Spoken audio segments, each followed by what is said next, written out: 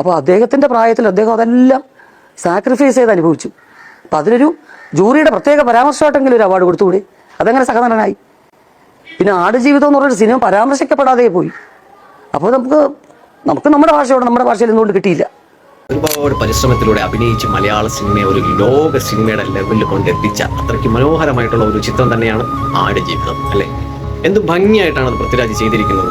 ഇന്ന് ഇന്ത്യൻ സിനിമയിൽ ഒരു കഥയ്ക്ക് വേണ്ടി എന്തും ചെയ്ത് മാറാൻ നമ്മുടെ മലയാള സിനിമയിലെ കലാകാരന്മാരെ കൊണ്ടേ പറ്റും. അതിൽ എടുത്ത് പറയാൻ പറ്റിയ ഒരു കലാകാരൻ തന്നെയാണ് നമ്മുടെ പൃഥ്വിരാജ് സുകുമാരൻ. പ്രേക്ഷകർക്ക് എപ്പോഴും നല്ല സിനിമ കണ്ടാൽ മതി, പ്രത്യേകിച്ച് മലയാളികൾക്ക്. അപ്പോൾ ആടുജീവിതം എന്താണ് എന്നുള്ള കാര്യങ്ങളൊക്കെ നമ്മൾ മലയാളികൾ അംഗീകരിച്ച് കഴിഞ്ഞു. അതിൻ്റെ പൃഥ്വിരാജിൻ്റെ അഭിനയവും നമ്മളത് കണ്ട് കൈയടിച്ച് കഴിഞ്ഞു.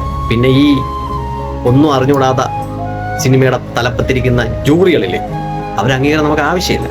അവരംഗീകാരം നമുക്ക് വെറും പുല്ലാണ്. അവരംഗീകാരം നമുക്ക് വേണ്ട.